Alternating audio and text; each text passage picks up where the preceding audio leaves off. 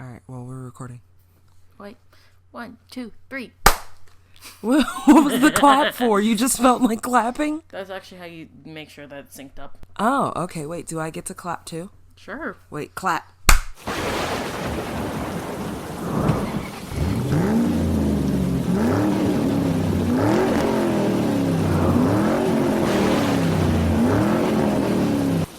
Oh, hey, we're recording. 1, 2, 3. You don't have to do that every time. I just wanted to. Oh my God. Well, thank you guys for coming back for our second episode. The fact that, 30 plus of you have already downloaded this episode, I wanted to cry a little bit. Also, I can say that this episode is unofficially sponsored by Vicks and Herbal Tea from Giant because I'm so sick it hurts a little bit. Just a little. Just a little. Yeah, just a little bit, like breathing. Stop looking at me. Sorry, I'm yelling at the dog. Now I have to edit that out later. Look what you've done. More work for me. It's not that much work. It's a little bit. But no, it's not. Anyway, we are back. We're so happy that we get to be back. We're happy that we're sitting down to record another episode. We've got 2 more big haunts for you guys. We've got a couple announcements for you guys. We are now on Stitcher, Spotify, TuneIn, Podcasts. It's got an S on the end. It sounds weird. It's like podcasts. I don't use it, so. TuneIn, Spotify, Stitcher. Did I miss any? Anchor. I mean, all the good stuff, except for iTunes. Yeah, as of right now, on Thursday, because we were recording early so that Cierra has time to edit. As of right now, we are not approved by iTunes yet. But iTunes takes its time, I guess. I guess. I don't know. I don't make the rules. I just live It's here. okay. We're on everything else. So come check us out. Or get your friends to check us out, actually. You already know we're here. Oh my God, wait, no, more importantly, we have a listener in Hawaii, so I can quit now. No, you can't quit. We have a listener in Hawaii. That's really all that. You can't quit. We just started. Okay, but we have a listener in Hawaii. Also, to our listener in Hawaii, if you chose to listen to more than one episode, thank you. Also, you live in Hawaii, so I want to go to Hawaii. It's not my fault. I'm okay with that. If it gets you on planes, that's fine. I mean, do you know who never got to go to Hawaii? Who? Lavinia Fisher. Do you know who I'm going to talk about today? Is it Lavinia Fisher? She's one of them. Okay. Because, listen, here's a fun fact. She was 100% that bitch. Before, what's her name? Oh, shit. I love her music, and I can't think of her name. Which one? I'm 100% that bitch, even when I Lizzo. Yeah. Okay, so before... That's what I knew. So long before Lizzo came around, it was 100% that bitch. My girl Lavinia Fisher was 100% that bitch. But she's part of what I get to talk about today. And with that being said, I'm so excited. All right, ready? Drum roll. Okay.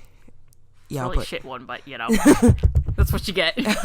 I'm doing the Old Charleston Jail. Another jail. What? Another jail. If it wasn't really obvious, she likes prisons. Okay, it's not that I like prisons. It's just that what had happened was. You like prisons? No, I fucking love Lavinia Fisher. All right, well, explain to me, the thought process that you had picking this place to cover. Okay, so I've been there before, and it's one of the older jails in America that's also still standing. So Eastern State's up there. It opened in the 1820s, and then you have Charleston, the Old Charleston City Jail, opened in 1802. So one-upped. Insert Mario music here. But okay, nitty gritty history. So obviously it's in Charleston, but it's Charleston, South Carolina. There's 9 Charlestons, kind of like that fun fact of how there's a Springfield in every state, and that's why The Simpsons takes place in Springfield. I did know that. You did know that. I'm proud of you. But it is in Charleston, South Carolina, because I know there's a Charleston, Virginia, and there's a Charleston, North Carolina too, I think. I vaguely think. I think so. I think that's a thing. I feel like there's a Charleston, Virginia is what I'm thinking of. I said Virginia. Oh, did you? Yeah. God, I missed that. Damn, you don't listen when I talk. I do, but you just... There was a dog. He was trying to lick me. I don't know what to tell you. I mean, that's fair. Okay, so it's in Charleston, South Carolina. It was operational from 1802 to 1939. It actually housed some of Charleston's most infamous criminals, and during the Civil War, it housed some of the federal prisoners of war, which it's like you're no longer just a prisoner of war, you're a federal prisoner of war, which is like some next level shit. But the jail originally had 4 stories. It still does have 4 stories to this day. And it was originally topped with a 2-story octagonal tower. In 1855, it underwent its first set of alterations. A couple of different things got changed up, mostly just like clean house, that kind of thing. And in 1886, an earthquake actually badly damaged the tower, and the top of the main building actually ended up having to be like totally removed. So they've had like a couple of different things kind of happen over time. It was originally going to get torn down, and then they were like, no, it's a historic monument, you know, same old that I feel like is going to happen with every building that we cover that you can still visit to this day. Charleston, the Old Charleston Jail actually does a number of different things throughout the year. They have, I hate this cough. Yeah, if y'all hear a random cut and it just like cuts to no noise for 0.5 seconds, it's because I had to cut out one of my coughs.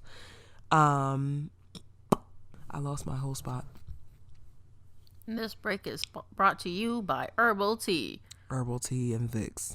Unofficially sponsored by Vicks Vapor Rub. For anyone that watches One Day at a Time, Lydia is my spirit animal. Vicks Vapor Rub cures all. I mean, I feel like your thing is Vicks Vapor Rub and wonton soup. Listen, okay, the wonton soup isn't my fault, though. It's kind of my grandmother's fault, because that's her solution is wonton soup, saltine crackers, and ginger ale if you're sick. Ginger ale. But it has to be lukewarm ginger ale. It cannot be... No. It can't be... It has to be room temperature ginger ale. That's what she will force down your throat. But, okay, so back to more of the history of it. It had a great variety of notable inmates. One of them, my 100%, that bitch Lavinia Fisher. And if I sound like I'm pronouncing something wrong, I promise it's 100% not my fault. I do know how to pronounce words. It's just both sides of my nose hate me right now. My sinuses hate me. My ears hate me. I have no equilibrium anymore because my ears also have like weird fluid. Yeah, it's a lot. But it had a great variety of inmates. Some of their main trials were actually held some like right down the road. So obviously Charleston in and of itself is a fairly historic town. And with that being said, like I said, it was open from 1802 to 1939. Actually, during the 19th century, pirates, slave, and Civil War prisoners, and then like petty thieves would be there. So like, imagine you're like, you know, just a thief. Like you felt like being, you know, you needed some bread like PETA in the Hunger Games, and then you're next to a swashbuckling pirate. You need some bread, pedo bread. What, you set yourself up for that? You know, I'm just now realizing at 24 that, you know, his family was a bunch of bread people and they had the audacity to name their fucking child PETA. What is wrong with... I have no words.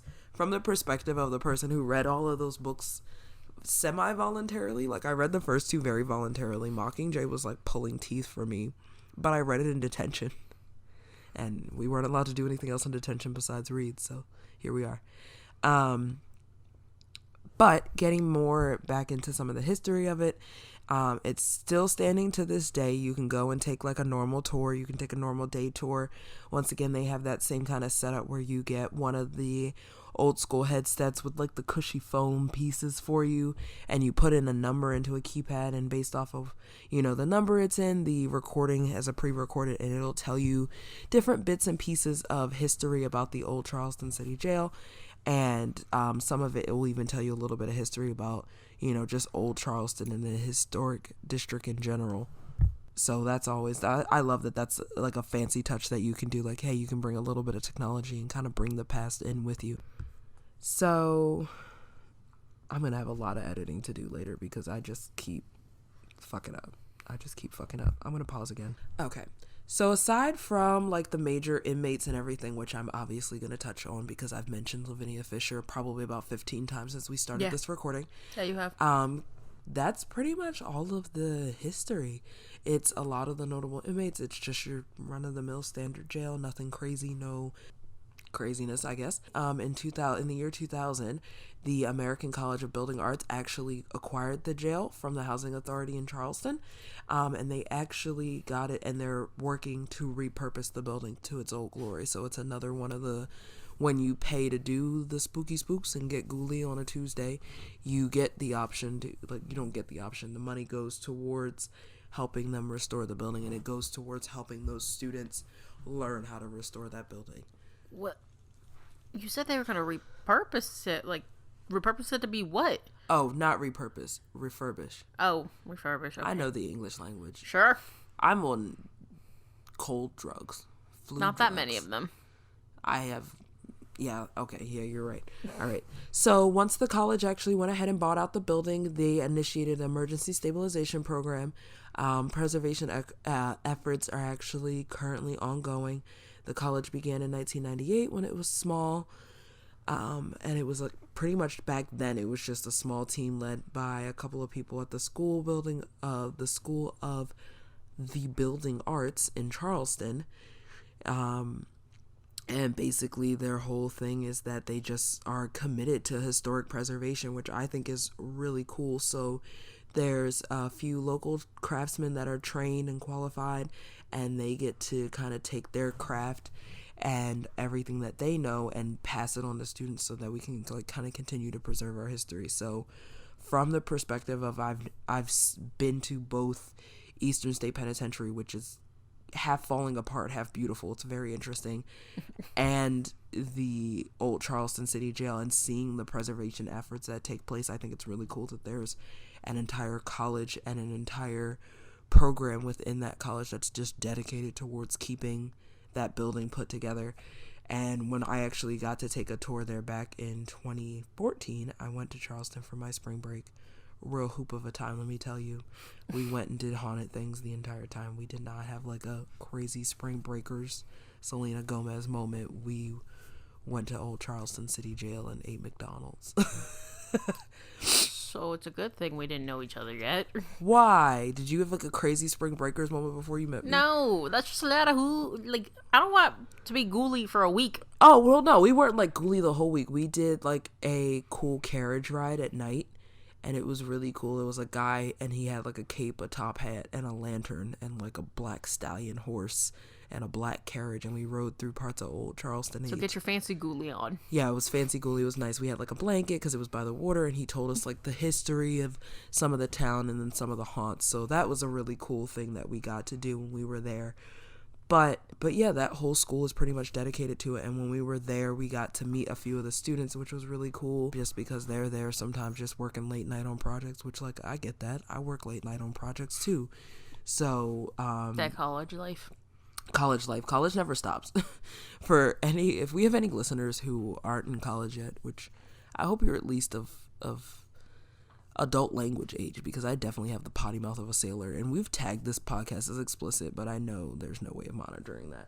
Yeah, it's really cool that they've gone ahead and kind of made sure that they're preserving this town and town.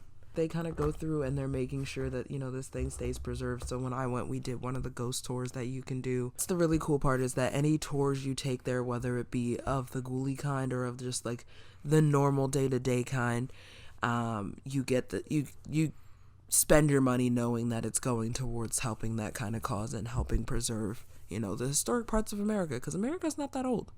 No, it's not. We're pretty in the span of like countries, like 1776 is not that fucking old. No, we're pretty young. Yeah. It's also crazy when you think about the fact that we'll be around for like a major American anniversary. Like we'll be here in 2076, like God willing, like that's only 56-ish years from now. We're going to be young. We're going to be old. Yeah, we'll be 60. No. On the older edge. We'll be 70. Getting older. Wait, we'll be 80. All right, we can't math. Wait, 56 plus 24 is 80. My bad. We're going to be old. We'll be 80. Old. Continue. Okay. Anyway, So some of the tours, I know when we did it, like Mini Baby, shout out to Bulldog Tours. That's who we did our walking tour through, and then we did our actual like normal ghost tour through the actual jail. When we went, we got to do. They have someone who's almost kind of like your storytelling guide that goes through with you, and as you go through, here's how they make it creepy. As you go through the 4 floors, it gets darker. So you start out on the first floor and it's like average darkness. Like, man, mind you, it's already 9 o'clock. Please don't make that face at me. It's already like 9 o'clock at night and it's fairly dark out. It's Charleston in the middle of March and they've got like some lights on. You can see a standard of like what a cell looks like. He tells you a little bit about how many people. He gives you some backstory, the history, all the good stuff that I just told you. And then he gets into the haunts. Then you go up to the 2nd floor and it's a little bit darker. And the 3rd floor and it's a lot darker.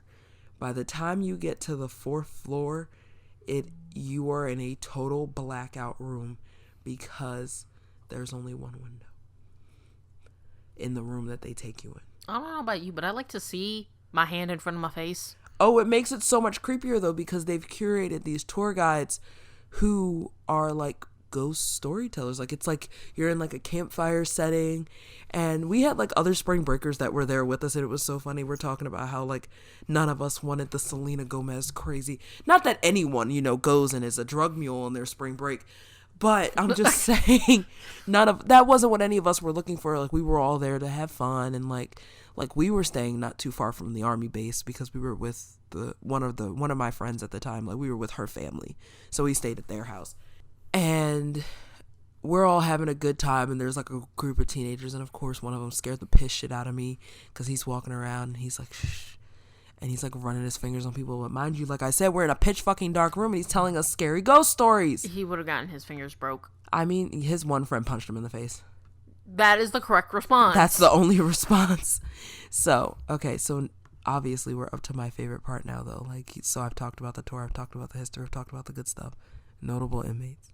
Do you want Lavinia like first or do you want her last? It's up to you.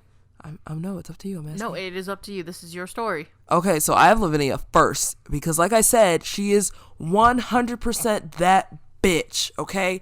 My girl Lavinia, let me tell you. So she was the first reported female serial killer in the US of A. She was born in 1793. She died in 1820 via execution. She was married to John Fisher, who was also in the same prison with her. Same prison. They went to jail together. As they were both convicted for, ready? Highway robbery. Right. So I guess you could say they didn't get away with highway robbery. I'm funny. Wait, so she was executed for highway robbery? Nah, she was executed for a bunch of other shit. That's that's why she got caught? That's how, so like, how they basically only call Al Capone for tax evasion? Yeah. That was this bitch.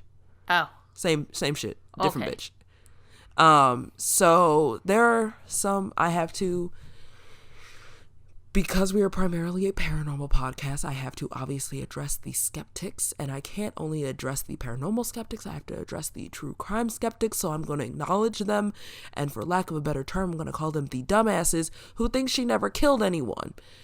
But there are some skeptics out there who think she never killed anyone.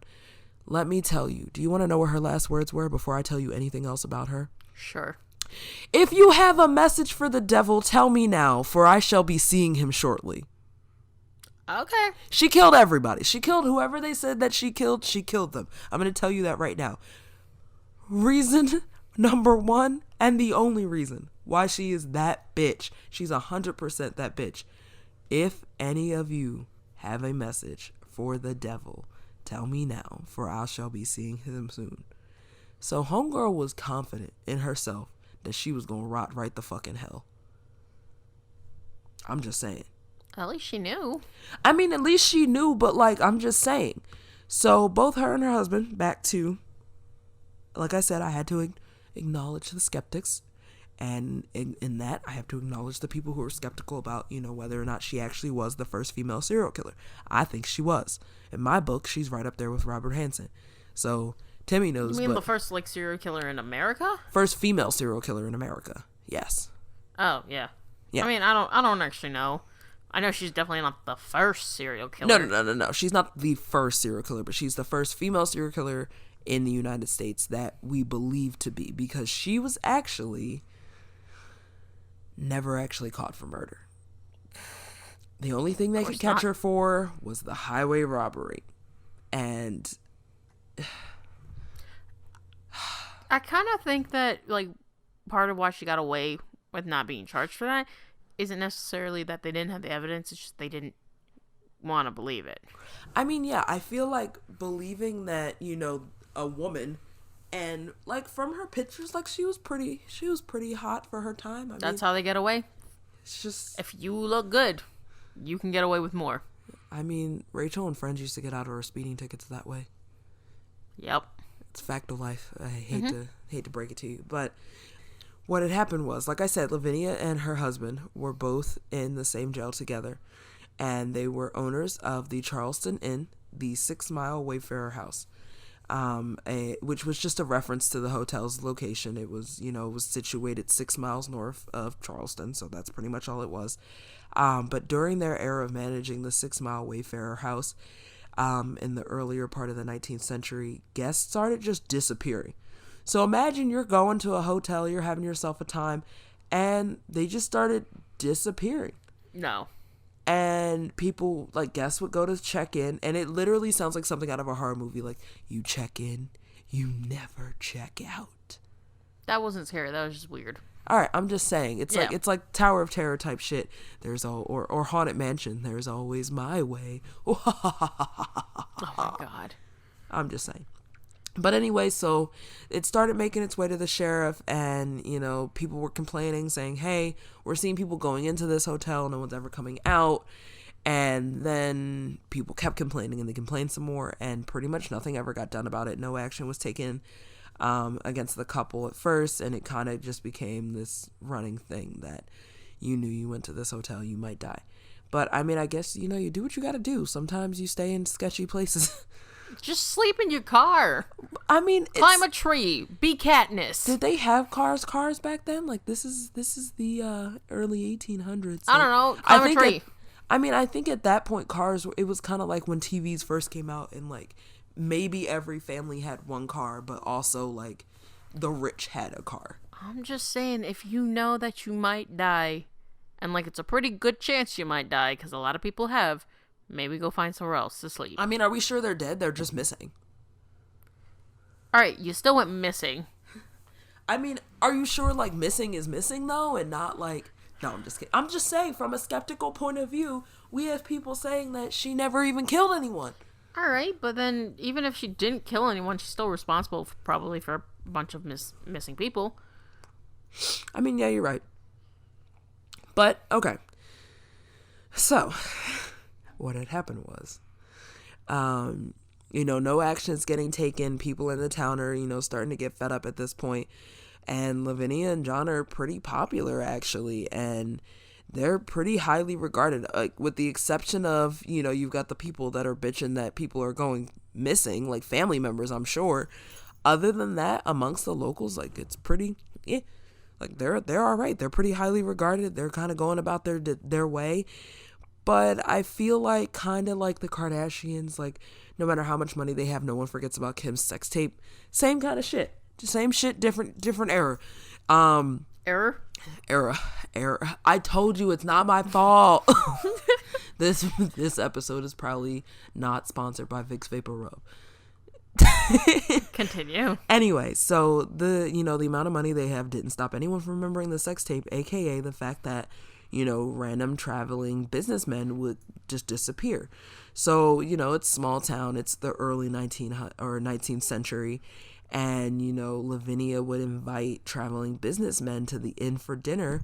And then she would proceed to ask the individual questions regarding their job and kind of like, how much money do they make? How much money can they get? And she starts looking into their money. So they'd have dinner. It'd be suspicious. So, yeah, it's a little suspicious. And then after dinner, Lavinia would give the traveler a cup of tea, which I'm just saying, as a Negro American, after As an African American, after Get Out, I'm eerily suspicious of teacups and white people.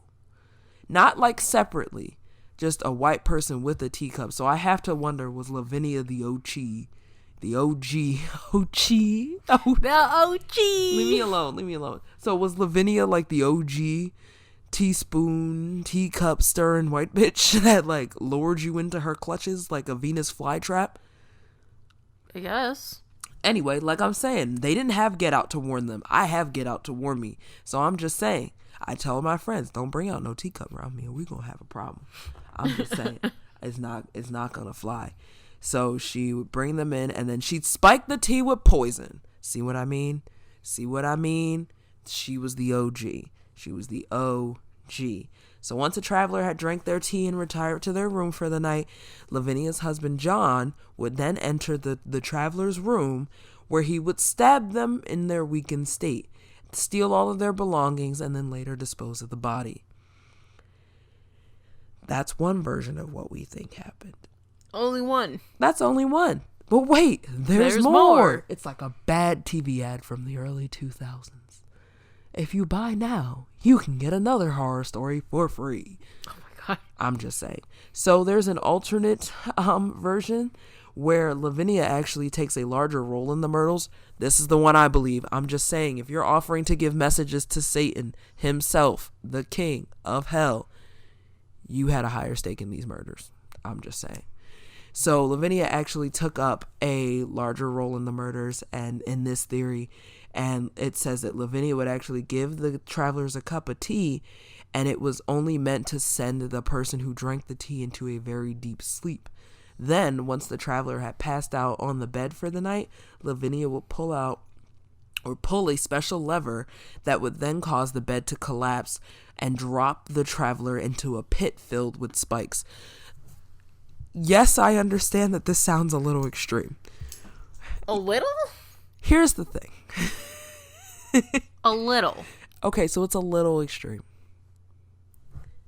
It's okay, yeah, it's a lot extreme. Thank you.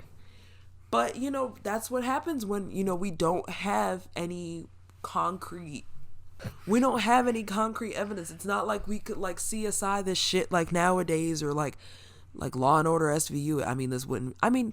Could this count under special victims units? Because like she's basically roofing these men. Maybe.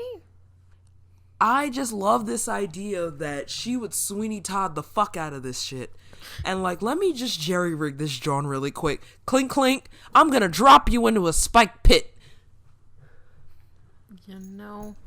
BRB. Gonna go drop bitches in spike pits. No. And steal all their money.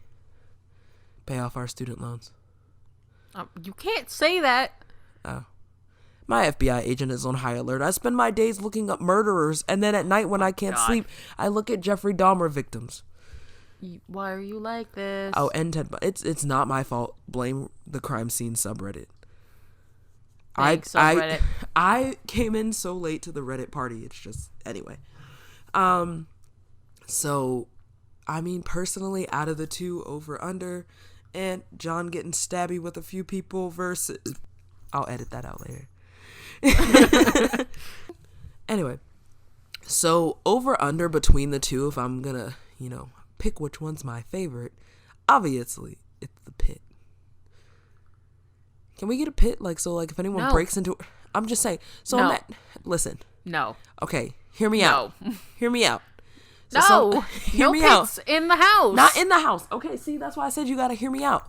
So I'm just saying, you get someone at the door and they're a murderer, and you watch them try to break into your house. What if you could just pull a lever and your welcome mat would drop back and drop them into a spike pit? It's still murder. But if they were a murderer, is it murder if you murder a murderer? It's still murder. It's just a more there's reason for the murder. It's not random murder. But it's all right. I'll allow it. You're a murderer. You're a murderer of a murderer? No. Yes? What? You're a murderer of a murderer. Bitch, what? Get out. So, the rumors kind of, you got to a point where rumors are spiraling at this point. And it kind of got to a point where you're like, all right, what's real and what's not? So I think that's kind of like the Lavinia luring in these men with her sultry body and poisoning their tea is kind of the most plausible idea that could have happened. It's not the most interesting, but it's plausible. Yeah, so it's the most plausible. And then there's like the total extreme end of the spectrum of, okay, yeah, she Sweeney Todded the fuck out of this and would crank drop them into a spike pit. Yeah. So there's actually, during the height of their criminal activity, vigilantes actually arrived from Charleston to help kind of clean up their neighborhood and their neighborhood's crime. I'm sorry, you said vigilantes? Yeah, vigilantes. Cool. Yeah. We got vigilantes in this bitch. The Fishers kind of were able to keep up a low profile while the vigilante group was around, but it was kind of like Pennywise waiting in the sewers for, you know, Ben to be all alone, or Benji. What was his name? Oh. You don't remember? No, I didn't want to watch the movie in the first place. I mean, you watched it with me though. I watched it with you and like 4 other people. Fair. That's fair. But here's where it gets good. One of the members of the vigilante group got left behind to watch over the neighborhood.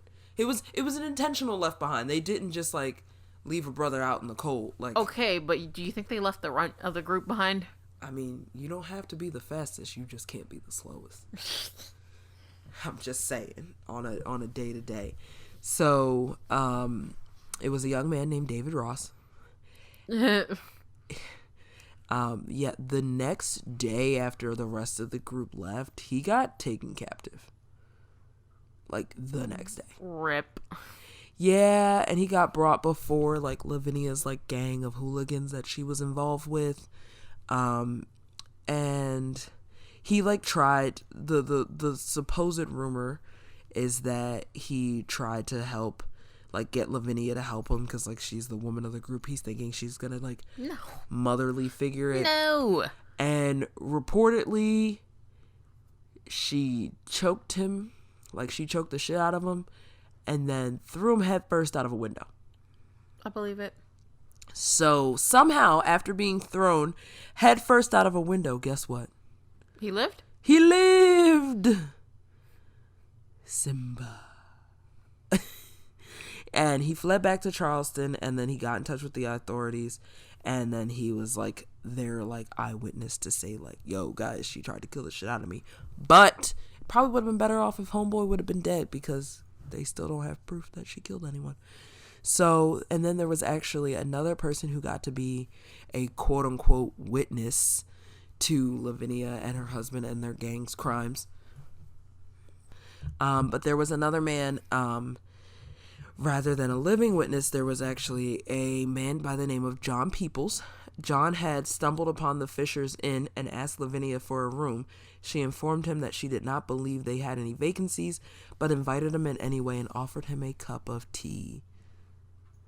And that's the tea on that. No, I'm just kidding. Oh my God. That's not the whole story. John, like a dumbass, accepted. However, he wasn't a fan of tea, and he dumped his cup when Lavinia wasn't looking to avoid hurting her feelings. And then Lavinia, who thought that he had actually like drunk the tea, so she, like I said, she wasn't looking. He is sitting there, and Lavinia starts asking him questions, and she's asking about his dealings, and she's kind of going along with, you know, what's perceived to be her usual routine of kind of getting into his pockets and all that good stuff. Mm-hmm. After finding out that John was a man of wealth, she told him that, oh, I looked into it, and there actually is an empty room in here in the hotel. John actually got pretty like he was on like high alert. Like he was like, good boy. He was like, nope, this shit stinks. And during his conversation with Lavinia, but you know, he was less of a good boy because he was a dumbass, and he accepted the room anyway. Oh my God. He accepted the room anyway. He's still pretty wary at this point, and he decides to take a rest in the room's chair instead of the bed itself. All right. He was worried about the spike pit. Shortly after he drifted off to sleep, he was actually awoken by the sound of the bed collapsing. Taking notice of the Fishers in action, John immediately jumped out of the room's window and made his way to Charleston, where he informed the authorities. With the accounts of both Ross and Peoples, the police were finally able to imprison the Fishers and their gang. She was one of the more infamous criminals of the Charleston jail. She's obviously one of my personal favorites because I'm just saying, like, to go out with a bang is one thing. But I'm just saying, to have your last words be, you know, if you have any messages for the devil, tell me now because I'll be seeing him soon. She was nothing if not confident. She was just a badass. So, obviously, other notable inmates include Denmark Vesey, who he was accused of planning a slave revolt in 1822. He was a literate and skilled carpenter and leader among African Americans in Charleston and South Carolina, and he was accused and convicted of being the leader of quote-unquote the Rising, which was a major potential slave revolt planned in the city of Charleston in June of 1822, and he was executed like a couple months later. He's cool. Yeah, he was a cool dude. I still think Lavinia's a boss-ass bitch. I'm sorry, you have a bed of steaks underneath your bed. So, other majorly notable inmate would be Jacques Alexander Tardy. He was actually held in the prison from 1825 to 1827 for an attempt to steal a pilot boat. He was also... Wait, a pilot boat? A pilot boat. So not a pirate boat? No. Just a pilot. Pilot boat, yes. Okay. Yeah, I don't really know what a pilot boat is. I can own up to that. I don't either. Yeah. So, he was also responsible for the innocent John Gibson being tried and hung in 1817 for piracy. So that's rude. Yeah. So like 10 years before, almost 10 years before he was even in the jail, he was responsible for someone else being hung who was innocent. But he was just his own special breed of special. He was actually better known as Turdy the Pirate, which I'm just saying. It's not You even... need a better name, sir. Not even Tardy, like, oh, he's always late. He is Turdy the Pirate. I'm not even going to touch that. Was he, like, constantly going to the bathroom? Like, what? No. He was unsuccessful, and he was, just a pirate who poisoned his victims.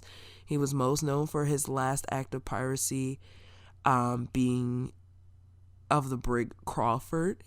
He commonly is now perceived, like, people have seen full body apparitions of him, and they'll claim to see him in a, like, blue and velvet frock coat and carrying a cane.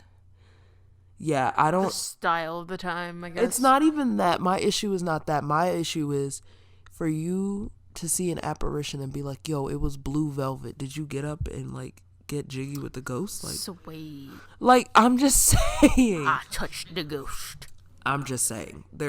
I'm not even going to touch that. As a believer, I'm skeptical of that claim. But that's in and of my own personal opinion. I'm just saying. He was actually like a small man. Like he was just like, he was a tiny man, but he was Turdy the Pirate. He was Turdy the tiny pirate. Yeah, he was Turdy the tiny pilot, and he was an unsuccessful pirate. So not only maybe Turdy was their way of calling him a shitty pirate, despite the fact that, yeah, I could see that. Maybe it was their way of back then of saying like, You're so shit, bro. Yeah, like you're a shitty pirate. He's Turdy the Pirate. Shitty the Pirate. Well, I mean, I don't know. Would you rather be called Turdy the Pirate or Shitty the Pirate? Shitty the Pirate. Yeah, I feel like that's better. Shitty the Pirate all day, every day. But, those are the three most notable. We had one chill, one el loco, and you had another one that was pathetic. Yeah, he was a pretty shitty pirate. But I'm not going to talk shit on the dead because if I ever go back here, I don't want him to know I was talking shit. But I'm going to talk shit for 2 seconds and say that he was a shitty pirate. Talk shit about the shit. Anyway, so of the, the stuff that we're all here for, the ghostly encounters, the things that I hope we get to experience one day. So we should go to the jail. That's rude. What did the pirates ever do to you? They're ghosts. They're butt pirates. Oh my god. Anyway, so a notable one is a woman named Christine actually took a tour of the old jail back in 2012, so 2 years before I was there. She was there with her husband, and she actually was like, she was pretty nervous because it was her first ghost tour, and she had one of the male tour guides who guided her and her group. They encouraged everyone, you know, when you're on the tour, they encourage you to take as many pictures as you want. You might get to see something on your photos later on. Early into the tour, she began taking photos and put her flash on, but she didn't see anything out of the ordinary. And as, you know, their group starts moving, you know, throughout the tour, they eventually get to the second floor. And like I said, depending if she's on the ghost tour, it's now darker on the second floor, and it's, you know, it's going to get darker as you continue. But the second floor is believed to be where John and Lavinia were housed while they waited for their executions. Christine continued to, you know, take her pictures. She's documenting the whole thing. She's experimenting. She's taking some shots with the flash, without the flash, and she pretty much saw nothing but a dark image.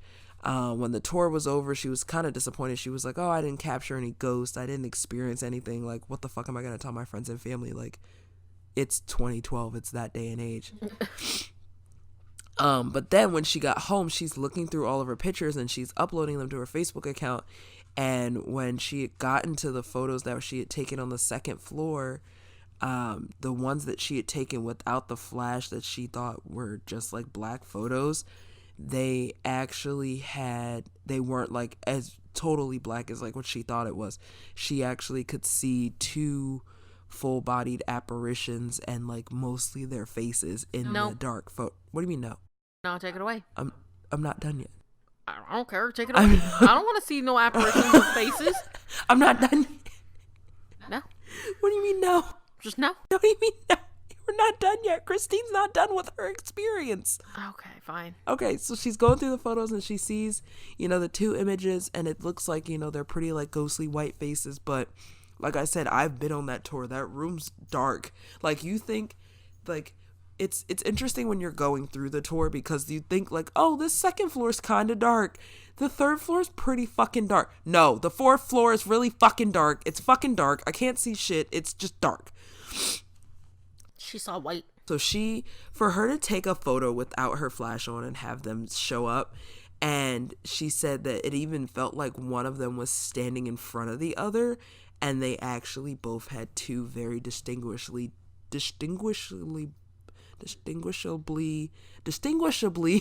different faces. And the unexplained faces just kind of left her. And then so the speculation amongst the discussion boards now is, you know, she's on that second floor where they thought John and Lavinia were. Was that John and Lavinia that she got pictures of? It's mostly, it's not like she can't see details like the blue velvet coat, but she has like a general outline and mostly faces, and enough to tell that it's two different faces. So obviously that kind of leads into, while yes, I think that Lavinia is 100% that bitch, people have actually claimed to have seen her ghost multiple times. People have claimed to have multiple EVP and spirit box sessions where they've kind of had moments where they're like, shit, is this Lavinia? And back in 2011, so the year before Christina went in 2012, the Ghost Adventures crew was actually there. That's the one with Zach Baggins. Was there at the jail, and they recorded an EVP of Lavinia just saying the words, the devil. Alright, so all I'm going to say is she didn't even go to hell. She just got stuck in purgatory. I mean, maybe that is hell for her. Like, maybe, you know, her happiest was getting to kill all those men, and now she's stuck in this prison for eternity. She didn't get to go say hi to the devil. Even the devil was like, nah, I don't want this bitch. I mean, maybe she wasn't like a shitty person her whole life, or maybe she really didn't kill the people and that's why she's in purgatory. I mean, I'm not God, I can't speculate.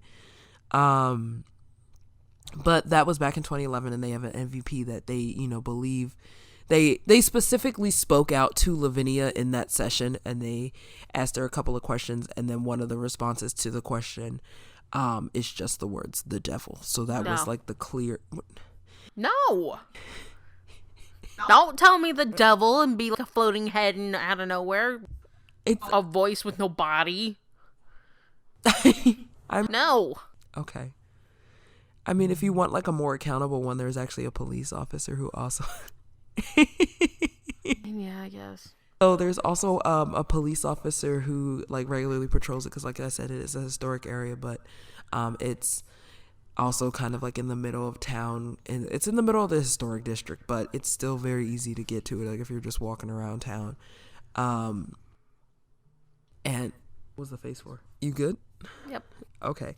So there's a police officer who said he would go and repeatedly get calls that the alarm was going off, no one's around.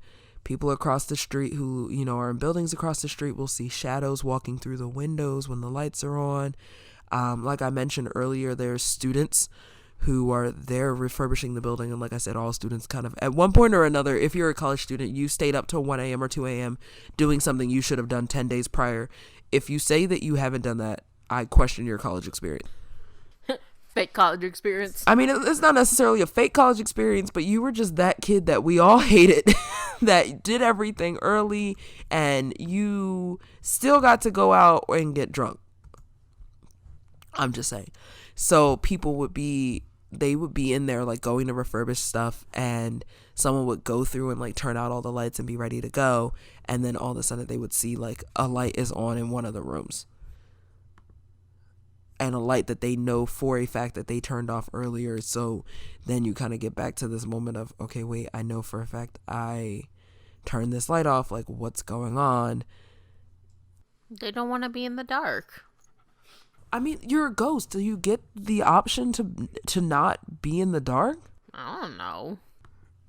I mean, you have to wonder, like, so you know how like us as humans, like our eyes adjust to being in the dark.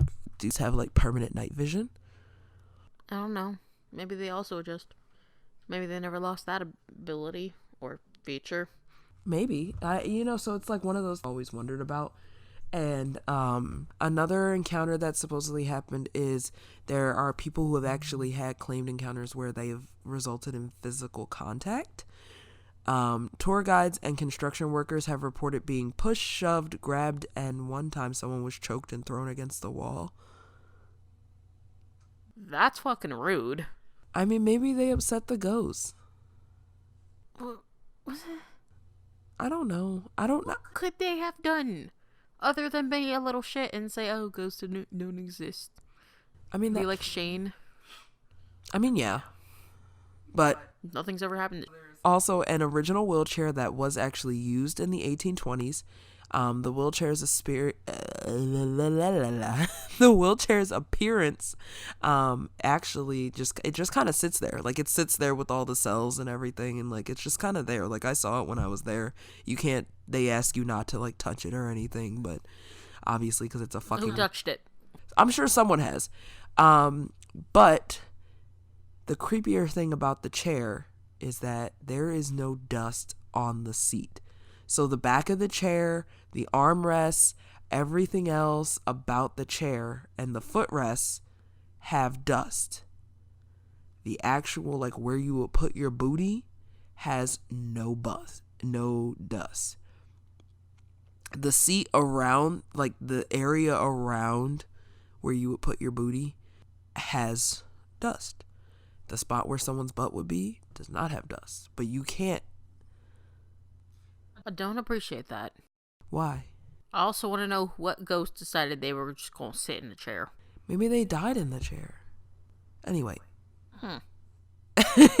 That's all you have is a I mean, I lied. I do have I have some pictures. I have a picture of what the butt print looks like. The permanent butt print that doesn't go away. That's a weird thing. Just be like, I have a picture. There's a butt print. Yeah. But from time to time, there are actually new scrapes on the leg rests and the foot plates. No. The chair has also been known to turn suddenly and slowly during ghost tours, sometimes bumping into a tour goer's leg, like it'll roll across the floor on its own. Let me tell you how fast I'd be out of that building. I don't need to finish the tour. I'm out. What if you paid for the tour? I'm out. The chair is on the second floor. I am out. You have two other. I don't need no fucking chair turning at me. I mean, maybe it thinks you're tired. I feel like there's a more like Beauty and the Beast kind of way to invite me to sit. I mean, even Beauty and the Beast was kind of aggressive. I mean, they were like, be our guest, and kind of shoved her into the chair. But, I mean, all in all, like, there's just been a bunch of, just general unexplained, hearing random things. It's one of the bigger things. Obviously, a lot of people claim to see Lavinia Fisher, but even I, as, like, a believer, like, there's a lot of skepticism behind that. Like, are people saying they see her just because she's one of the notable names? Are we sure it's not some other ghost? Like, I'm not saying it's not a ghost. I'm just saying it could be 30 other ghosts. Charleston in itself is a secondary petri dish of hauntings. But it's, it is claimed that Lavinia still roams the halls, and people will even see her peering out the window onto the street from time to time. Other people will report seeing an African-American male in tattered clothes walking very slowly through the jail. And then a lot of people, like the very generic is that a lot of people will feel as though they're just being watched as they go through. Like, they'll have that feeling of like eyes boring into the back of their head. So you'll have eyes boring into the back of your head, and then you ignore it, and next thing you know, you're getting pushed, shoved, grabbed, choked, and thrown against the wall. I just wanted to enjoy my tour, okay? Whoever got, like, pushed, they just wanted to go in, they wanted to hear about the ghoulies, they wanted a good time, and then they walked out getting pushed by some spirit thing. That's rude. That's not what they paid for. But yeah. I mean, maybe it is, but it's probably not. Probably not. But yeah, that's the Old Charleston City Jail. Over 10,000 people have died on the property. There's all sorts of violence. I'm sure it's got an unimaginable amount of ghosts that are attached to that property that have no choice but to be there. But, that's kind of it in a little itty bitty sneeze-filled, cough-filled break. We took about 20 breaks for me to cough, hack, and sneeze. But I made it through. You did. Sniffle. I think my whole face and chest are covered in Vicks Vapor Rub. Yes, it is. I keep thinking that you were crying because of the Vicks on your nose. Oh, yeah, I forgot I have Vicks on my nose. My whole body.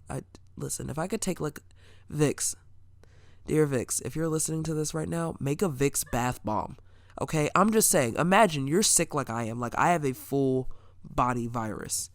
And, like, I've got the chills, I've got the sweats, I have all the flu symptoms. But as a medical professional, I'm kind of ignoring it and just tea, soup,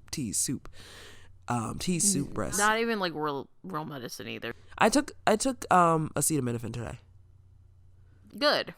Yeah, along with my crazy pills. I mean, yeah. But as someone who has a full body, like, death experience going on, if Vicks and Theraflu could get together and make a bath bomb where it was kind of like soaking in tea and Vicks, I'd be about that. So, like, at Vicks and Theraflu, if y'all are listening, hook your girl up.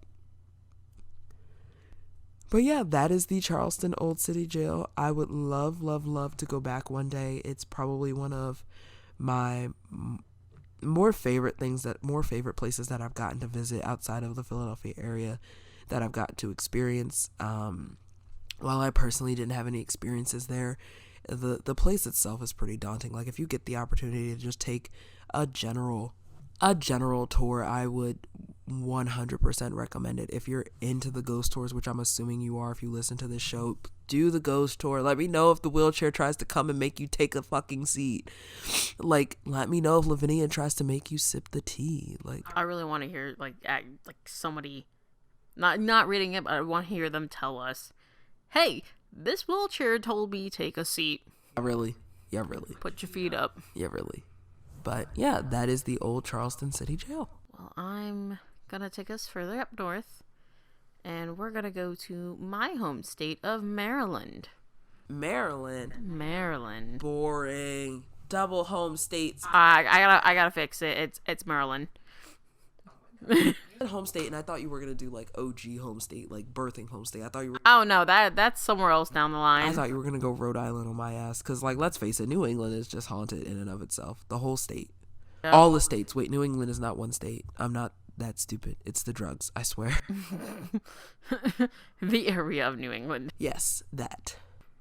All right, well, we're not going that far north. We are going to Scotland, Maryland. Scotland, Maryland? What the fuck is that? I didn't know that existed either until this, but Scotland, Maryland. Did you find another place I don't know about? Yeah, I'm pretty sure I have. I'm ready. So it's not a prison. It's actually a lighthouse. A lighthouse? Yeah, so we're going to be talking about Point Lookout Lighthouse. No. Okay.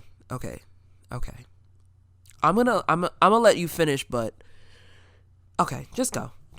Are you sure? Yeah, just go. I'm now very curious. I don't really fuck with haunted lighthouses, and if this is the lighthouse I'm thinking of, then I might be thinking of a different lighthouse. The lighthouse I'm thinking of might be in like Washington State or like Oregon or something.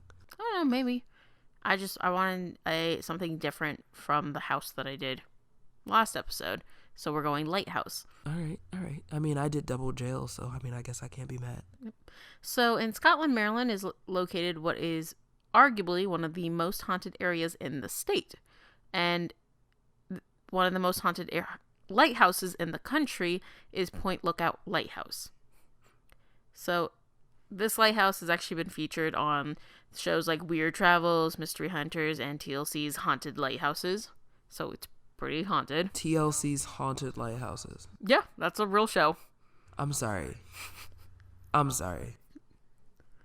I don't make the rules. They just went to haunted TLC's Haunted Lighthouses. So we have Married at First Sight, Married in 90 Days, Wife Swap, and Haunted Lighthouses. I don't make the rules. All right, continue. I'm gonna let you. We need a little bit of diversity, okay? I'm gonna let you finish. So Point Lookout is in an area that was actually the site for a number of disasters and tragedies.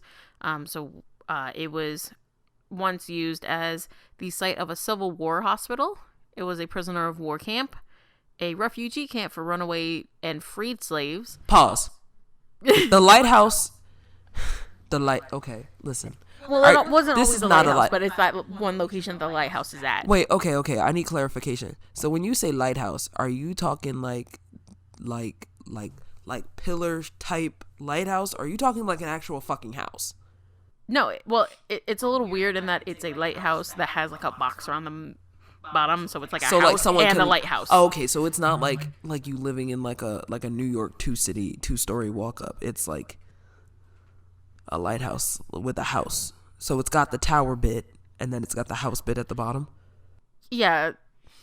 So it has that pillar, like it was a functional lighthouse, but there's also an area because I'll talk about it a little bit later. But there were also like groundskeepers who stayed there, who lived there. Okay. All right. Continue. All right. So like I said, it was a refugee camp for runaway and freed slaves. It had a number of shipwrecks that happened over there. And at one point, there was even a hotel that was burned to the ground. So that hotel is not there anymore. You wouldn't stay at that hotel? Okay. Here's what's good. I would stay at the hotel. But you know what? No. Fuck it. I'm not staying at the fucking hotel. I'll stay at the goddamn Stanley, but I'm not staying at that fucking hotel. It's not there anymore, so it's not like you can stay there. I'll go roll in the ashes. Oh my god. All right. Continue. So before Point Lookout was a lighthouse, it was actually used as a hunting and fishing grounds by the Yakomiko tribe, and this was before John Smith had landed there in 1612. Pause.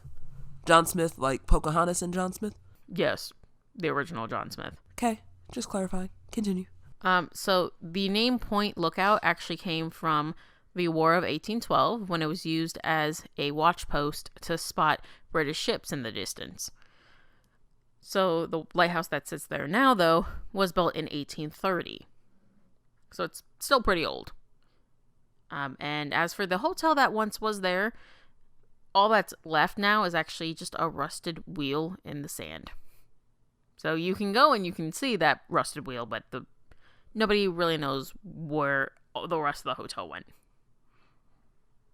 It didn't like just up and disappear. It burnt to the ground. I'm okay. just picturing like a decrepit ass building with like a wheel attached, and it's just like like post like if you got into a car accident with like some horses, so like a horse and buggy accident, and the horse is stuck on its side trying to pedal its life to get back up, and then you got this broken wheel just wobbling. I don't really know what the wheel was from, if it was like just decoration or whatever. But there's a wheel, and that's all that's left of it. Okay. Right, so that's most of the history that really matters. So real short and sweet, but there are a couple of different like hauntings that we can talk about for this place. And before we talk about that, though, it is very possible to go and look at Point Lookout and actually go down there. You can reach it by going down Route 5, which will just end up at Point Lookout Road. So you can go there, obviously, for the haunts, but a lot of people also go there for, like, fishing, bird watching, just walking up and down the shoreline. So it's a very relaxing place when it's not freaking you out because it's haunted. So, along with the hotel, there was the old hospital and the prison buildings that were there. They're gone, so obviously you can't visit those. And unfortunately, the lighthouse is actually closed to the public, except for at special events like Paranormal Nights. So you can't just walk in there and go get your ghoulie on. I can't just walk in there and get my ghoulie on a Tuesday? No. Why not? Because they said no to the public. That's rude. But you can go for Paranormal Nights and they'll let you in. I want to go for Paranormal Night. Can we go? I mean, yeah, I guess. It's not that far from here. October is coming. Were you looking at the distance? No, I wasn't, actually. But it's like Game of Thrones up in here. Like, winter is coming. Oh, my God. Halloween, like, listen. Okay, Tim Tracker said it best. Halloween is starting now. Oh, yeah. Oh, my God. I'm just saying. If Disney can start Mickey's Not So Scary Halloween in August, we can do paranormal shit in September. All right. Well, if you ever do go to their Paranormal Nights, here's a couple of things that you can possibly expect to see. So, a little bit of a background for the Civil War time. When those camps that they had there, because it was a POW camp, their conditions were shit, as it often is. A lot of the prisoners were being held in open air camps, so that meant when it was summer, it was really hot, and there were a lot of mosquitoes. So, yay, malaria, because I don't think they had gotten rid of that yet. And then when it was winter, it was freezing cold, so you were getting frostbite, probably. There was also a smallpox outbreak that happened, and that actually led to the creation of a special unit, but, it's smallpox, it's not a good time. It's estimated that somewhere between 3,000 and 8,000 men were actually buried in a mass grave somewhere in the area. I'm sorry. Repeat that number again? 3,000 and 8,000. Somewhere between there. How do you just lose track of 5,000 bodies? Like, there might be 5,000 more bodies here, but we're not sure. I don't know. It was a while ago. It was many, many decades. A century. 2 centuries ago. Okay. I don't make the rules. I know, I'm just saying. So one of the more frequent sightings of paranormal activity in the area is a man from the Civil War era, and they know that because of the clothing that he's wearing. And it said that you can see him moving across the road from where they believe the smallpox unit was located, and he just goes across, and apparently he reeks of mildew and gunpowder. Pause. Yeah, there's a smell attached to this. If I just smell mildew and gunpowder, it's a fight. Because I'm going to think you're a homeless person trying to blow my brains out. I'm not going to think paranormal. Can you fight a ghost? I don't know, can you? I'm going to try. All right, tell me how that goes. I'll let you know. But because of the smell and the path he was taking, because he was moving away from the unit, a lot of people believe that it was actually a Confederate prisoner who was attempting to escape by originally feigning illness And because you see him still moving down the road, they believe that he never made it out. Yeah. No. Can I get a no for 500, Alex? It's a daily double. Can I get a hell no for 1,000? So, the second ghost that a lot of people kind of think about when it comes to this area is an old woman who is believed to be the wife of a caretaker who had worked there before. In 1977, there was a ranger their name was Donnie Hammett, and they were working on the Potomac Riverside of the point because they were taking environmental data, and when he spotted an elderly woman. Actually, I might be thinking of the wrong woman, but he spotted an elderly woman searching around near the beach. And this was a little odd because it was a late afternoon during the early springtime, so the area usually was very quiet and didn't see many visitors in the afternoons. They usually left by like lunchtime, by noon. So when Hammett had approached the woman, he had the intent of helping her, and he was like, "Hey, can I help you?" And apparently, he was told that she was looking for a gravestone. He reports feeling very unwelcomed, and that when he went to leave later on, he found that there were no other vehicles besides his in the area. So who the fuck was he talking to? And he had not seen any other vehicles pass down the road. No. So apparently, I did get it wrong originally, but apparently a tombstone had been stolen from the cemetery there and was found at a local hotel later on. No. Some people think... Yeah. No. Unless I would literally at this point... I would rather you tell me that he is fucking corpses than for you to tell me that this ghost just slave hitched its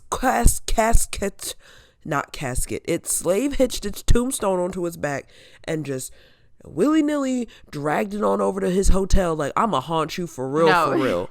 No. So it's basically somebody had stolen the tombstone from the cemetery there. And a lot of people think that the old lady was actually searching for her own grave because it was missing. It had been taken. So we don't actually know where that graveyard used to be. So this ghost is probably pretty old. But there have been multiple sightings of the old woman. And she's apparently always looking for that disappeared cemetery. I have no words. Moving forward, in 1980... maybe some people will know the name, Han Holzer. He's a famous pioneer for paranormal research. Say that again. In what? In any other language than the one you just tried it in? Han Holzer. Okay, continue. So he and his team apparently went out there, and while they were there, they managed to record 24 different sounds and voices in and around the lighthouse using EVPs. No so way. A lot. And then there was also a group that, these are all like miscellaneous things. There was also a group that stated they had held a seance, because that goes well, and had managed to conjure the image of a Confederate soldier. Pause. I'm going to put out a public service announcement right the fuck now. Do not hold a motherfucking seance on a motherfucking burial ground. Don't do it. Don't think about doing it. Don't call your mom and ask her if you should do it. I'm telling you right the fuck now. Don't hold a seance in a burial ground area. Don't pull out a Ouija board in a burial ground area. And especially do not just dig up fucking Confederate soldiers. I mean, I know they didn't actually dig them up, but like, come on. Yeah. Do you know how many thousands of years of dirt they've disturbed to get to them Confederate soldiers? You are buried deep. He is buried deep. His soul is like, Let me think real hard on this. Look, it wasn't my idea. I don't know why they had the idea to hold a seance, because that just sounds like a bad idea regardless of where you do it. Just don't do it. I don't make the rules. So another person who has claimed to see movements or paranormal activity is Gerald Sword. And he apparently saw strange lights inside of the lighthouse and heard murmurings, as well as doors being opened and closed and footsteps in the hall while he was completely alone in the building. Define completely alone. Nobody else. None. You were supposed to say a different answer, but I'll take it. In general, the place is also known for giving off very unpleasant odors, having cold spots, and apparently the sounds of moaning and snoring. So all of the stages of a sexual conquest, because you said moaning and then snoring in that exact order. That's how they relayed the information, man. I just do the research. I was just pointing it out. I was talking about how there was a caretaker's wife. I should have said lighthouse keeper, but I couldn't think of the word. So there's a lighthouse keeper whose wife was named Ann Davis, and she is apparently thought to still be, her spirit is thought to still be in the lighthouse. So some of the things that happened with Ann Davis is that there was a photograph that was once taken, and she was the wife of the first lighthouse keeper, apparently appears at the top of the stairway in what looks to be a long blue skirt and a white blouse. So it said that she stayed at the lighthouse until she died. And her husband had died before her, but she stayed and was going through all of her routine tasks, and she was apparently found dead in the lantern room. So it said that sometimes you can hear a female voice saying what is believed to be, "This is my house." No, the fuck it's not your house. That's also, we're gonna fight. If a ghost ever tries to just take my land that I done paid my hard-earned money for, that's a fight. I'm just saying. There was an employee of the state who had lived at the lighthouse in the 1970s for a while. Her name was Laura Berg, and so she had reported several experiences of paranormal activity. For her, though, she claimed that the presences weren't threatening at all. But obviously there was like a photo of Laura at one point. So she has like apparently photographic evidence where she has a candle and behind her is actually a Civil War era soldier. And this is the 1970s. So burn it down. She's also said that she has heard sounds of heavy boots on the floorboards and a woman singing, as well as men talking and laughing. And then one time she had a guest over. And that guest, not her, but that guest had heard someone call her name Helen. Her name. No, she was a guest. No, back up. Say that again. So the guest, who had been over there one time, heard someone call her name Helen, but it wasn't anybody who was there. Continue. Laura says that her life was even saved once. When she was awakened to see strange lights just kind of hovering over her bed. And then that's when she smelled smoke, which caused her to run downstairs to find that a space heater had caught on fire. I'm just saying, burn the fucking house down. You could have let the space heater do what it was trying to do. The space heater was trying to tell you, I'm trying to tell you, burn that bitch to the ground. Well, she didn't. Just to, obviously I told you, a bunch of people had died in that area. There was a graveyard. A hotel burnt down, up to 8,000 people have been killed. Everybody died is what you just said. Yeah. So just to give you some more, to give you more numbers about how many more people possibly died there and might be haunting the area, the USS Tulip had actually exploded off the coast of Point Lookout, and that killed 47 people. And then during the gale of 78, and this was an actual hurricane, the salon deck of a passenger ship called the Express was ripped off, and that ended up killing 16 people. So of those 16 people, one was said to be the second mate, Joseph Heaney, also known as James. Probably went by Jim at some point. Who knows? It said that he can be seen sometimes on the beach in a soaked uniform, and he usually shows up before major storms. How do you know on a dead person if their uniform is soaked or not? I'm guessing that because his uniform is just like falling down to, how a soaked outfit looks very different because it kind of just plasters to your body and hangs lower. Yeah, I guess you're right. Yep. So those are the major things that you can see when you're there. So if anybody ever goes there and it's before storm, let us know if you see the second mate, because that would be really cool. Yeah, I would love to know about that. I would definitely attest to I'd be like, listen, record it, Facebook, Snapchat, Instagram. Do it all. All of it. I want to see it. Send it in a Daily Mail. I'm sure they'll put it on their Snapchat story. But yeah, that was pretty legit. I don't know. I have many emotions about that one. It was fun to research. There's a lot happening here. That wasn't the one that I was thinking of. The one I'm thinking of, you know it, but I'm not going to spoil it because we'll probably end up covering it later on. But that wasn't the lighthouse story I was thinking of. But yeah, that I guess this wraps up our second episode.